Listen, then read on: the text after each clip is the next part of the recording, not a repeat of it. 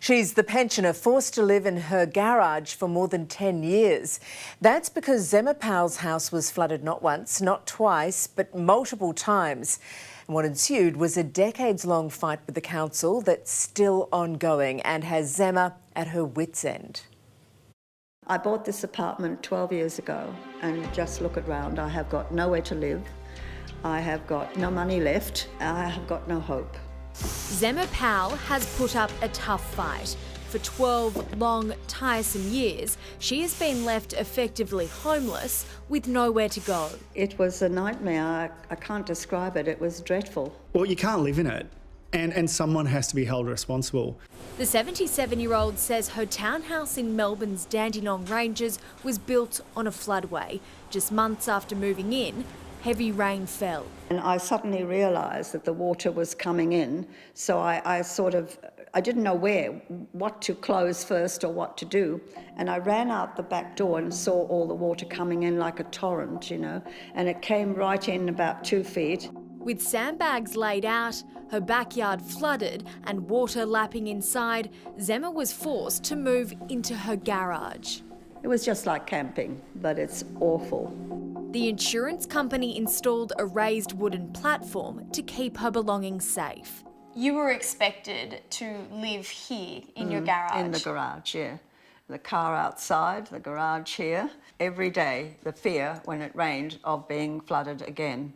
And so it did. Zema says her property flooded multiple times over a matter of years. The whole backyard was not there. It was all underwater.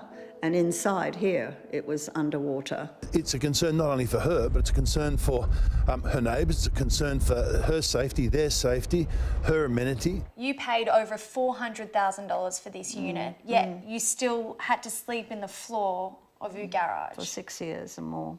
I can't imagine how I did it. So, who's to blame? Zema has spent years trying to get to the bottom of it, much of it at her own expense. In that time, she's fought council to improve drainage at the property. Internal emails dating back to April 2008 show a councillor report their concerns. This is a bloody atrocious situation. Can we do something now, today, this week? We can't let it go another minute, can we? 2 days later, another councillor wrote, "I am unable to understand how a permit was ever granted," before their colleague replied, "Because I think we approved it."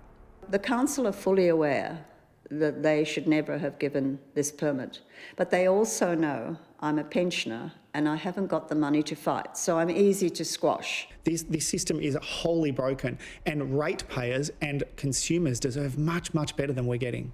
Dean Hurlston is the president of the Ratepayers Association Victoria.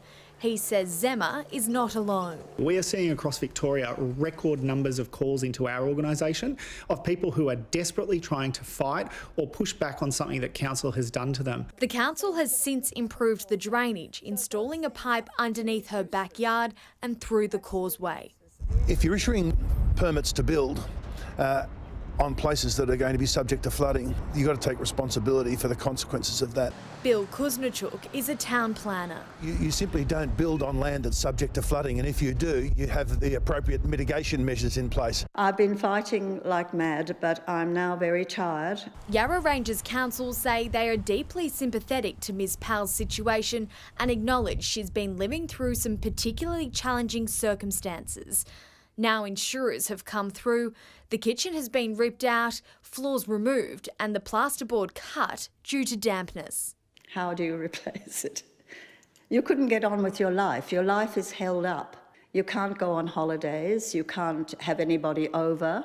Your life is completely limited. In a stalemate with insurers over compensation, Zema has moved out of her garage.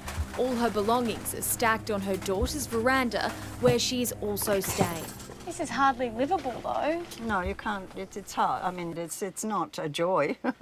It's, I think the shame is the worst thing. Zema is hopeful the dispute that has lasted more than a decade will eventually be able to be put behind her.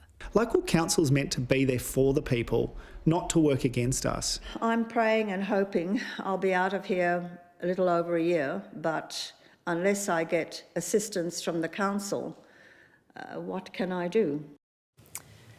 10 years, that's outrageous. And Yarra Ranges Council says the situation is complex, but it will continue to assist Zema where possible.